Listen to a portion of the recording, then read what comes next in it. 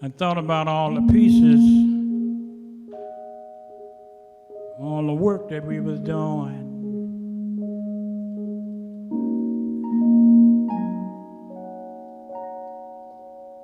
I remember plantation after plantation.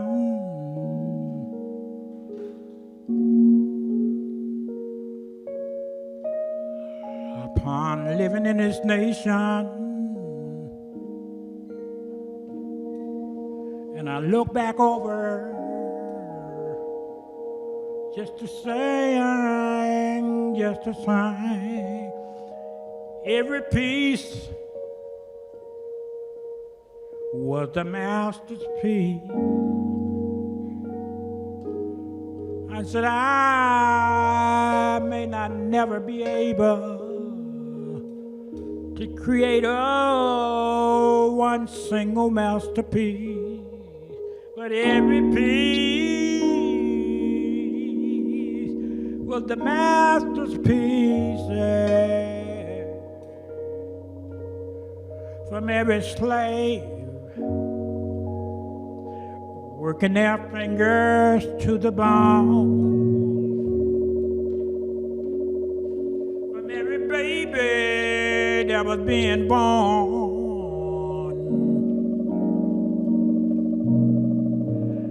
They became the masterpieces. I thought about all the cooks cooking all different types of food.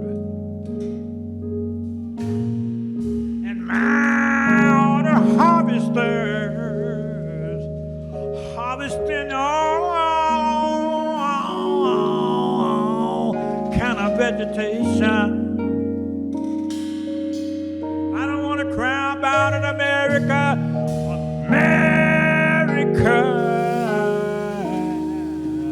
Every piece was the masterpieces.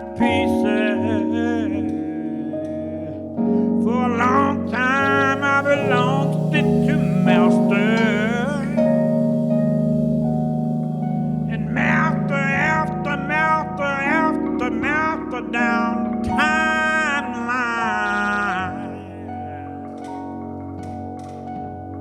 come across my mind, and I remember some more submitted suggestions. Well, oh, master, I did the best I could. So,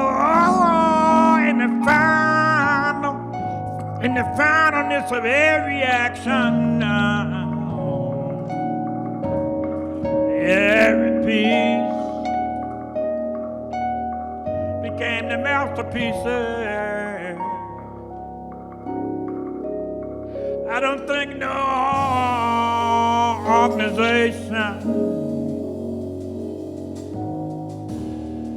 can give us a total picture of our world, a picture of just our nation, without seeing the masterpieces that we as the human had performed.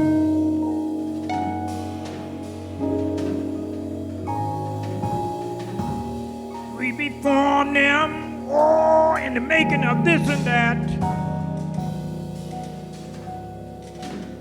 And we took the leftovers,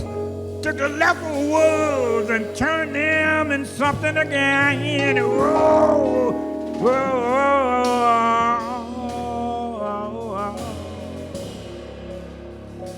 And I told my friend the other day, I said, we stirred them all up now and made a gumbo of all the ingredients by putting them together. Oh, to be the masterpieces.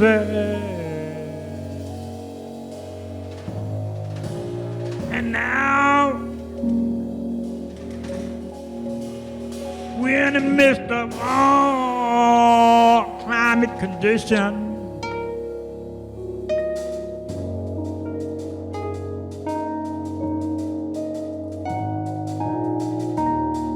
Humans screaming about climate control.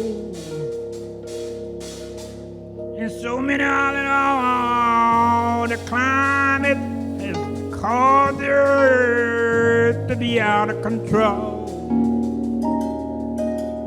But we have a satellite photographing secondly, taking pictures, yes, y'all know I said, and I said again. They said a picture is worth 1,000 words, but a masterpiece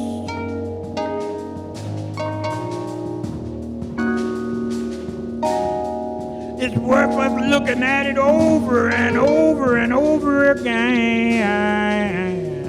to figure it all out.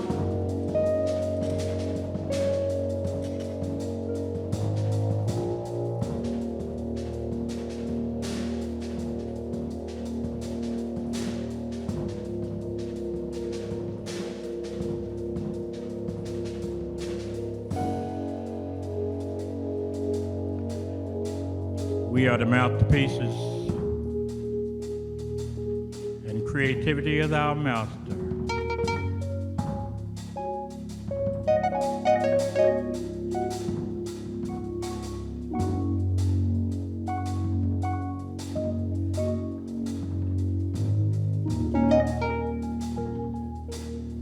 And our brain just can't do without it.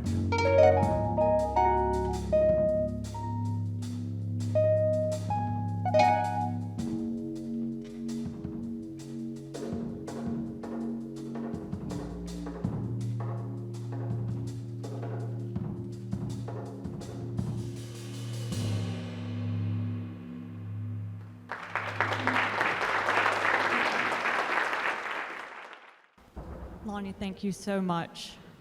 I'm sure that I wasn't the only one who was brought to tears by your performance, and I've seen you perform many times, and every time I feel the way that I felt the first time I saw you sing, and I just feel that to show your art and to have you perform is just such a consummate experience, and everything that you do is really a response to your life and everything that you've been through. And I want to start by, if you would, telling us about your upbringing and how you came to be here right now with us.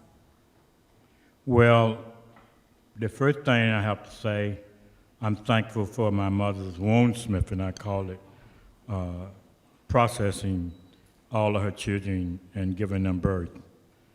And thank my father. I didn't get a chance to see my father because he was off in the activities of war, World War II. But I got a chance to be with my grandfather, which he had been off in the war of World War I. So coming out as almost a military grandchild, because they don't hardly speak of the military. They speak of the military children, but not the grandchildren. But all of us is affected by what our parents, or even down the DNA through some of our lineage, we may not understand how some of that is rippling through our bloodline. So I was born, again, I was saying, the seventh of my mother's 27 children out of her 32 pregnancies. and I actually got the kind of training because my mother had two children, one just being born a year before me and then another one, but others that had been born before, a year before and a year before and a year before, because all those year befores kind of stacked the babies in her life.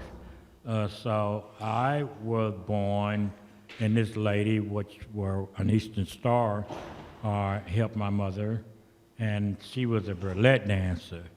And she also took me away from mother and was taking me around with the fairground and the carnival. So you have to kind of get a picture of what my brain was being impacted by as I was growing up.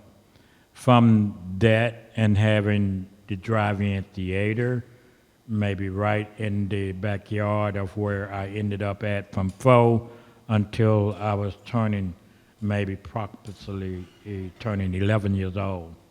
So the state fairground, the drive-in theater, it was a planification of information that eyes was taking in, ears was taking in, hearing sounds, hearing music because of living in a whiskey house and hearing, they call it a rock cola jukebox, the box that you drop the money in to play the records. I was sleeping right beside it, so hearing music constantly and the music of the elderly times were more like storytelling. You have to put and give credit where credit is needed. The musicians just like Marlon was backing me up with the sound, and every now and then I was cracking the keys. I learned how to articulate and bring forth the information between these spaces and go back and grab this information out of my ocean of thought. And that's what I do with my art, and that's what I do with my music. And that's how I come to be who I am, is the way that I grew up. So this piece behind us, this is a recent work, but you started making art actually out of sandstone. And I was wondering if you would be able or willing to share with us about when you first started making art. Well, if you look at all of my works have arrived from a wasteful product as industry. My first show in 1981 that gave me the title, Lonnie Holley Sr., an African-American artist. The Lords of London sent a letter to my mother's house and 6428 56th Avenue North. I can remember all those things. I can remember the day my sister gave my mama the letter and told my mama, Mama, Lonnie got a letter from the Lord. And mama come running out the door. You got a letter from the Lord. You got a So, surprisingly, those kind of things stick with you because not only do they allow you to see that the Spirit have put you upon this path and work in that path. And I'm thinking about how much my grandmama had done for me and her being 75% Creek and her talking to me about her grandparents being marched off from the Alabama coastline as the Cherokee and the Creeks moved towards Oklahoma. And all of this is in my cells, so it's something else. So my sister had lost 2 of her children in a house fire, and by my mother having so many children, my sisters and brothers was having children. Everybody was so upset, and there was not enough funds made available to bury them. Not only get them tombstones, and another sister of mine was living over by this place called Thomas Foundry, and I found some of this sandstone, and I took it home. I didn't know that this day was coming that I could that I would need it to make baby tombstones out of it. Right after my sister losing her children, I needed to do something to calm her down. And I took and cut this stone with my grandfather's crosscut saw down to what one would call the bow saw. And then with a knife, fork, and a spoon, I started doing my engraving. And I also started putting different phrases and different points of views on it. And that's what started my career in 1979. Mr. Murray was the director of the Birmingham Museum of Art. A lady by the name of Miss Sarah Keller, I call her Aunt Sarah. I was crying because I needed to try to help my mother, and I was so upset that I couldn't do as much as I needed to do. And I had ran across this material, and I had did about 120 pieces at the time. And I went up to Aunt Sarah's house, and she said, come get the coal in, get some wood in for me. I cut some wood, got the coal in. And I was crying, because I'm a little moody. I'm kind of sensitive. And so she asked me what was wrong, and I was telling her, I said, I'm doing all I can to try to help my mama. I said, it just don't seem that this is going anywhere. And so she looked at all my beautiful work. She said, I seen all them works you're doing down there. And she said, come here. I came to her, she hugged me, and she tapped me on the cheek. And she said, take your works to town and stop waiting on town to come to you. We have to be able to do something with what we have. By any means,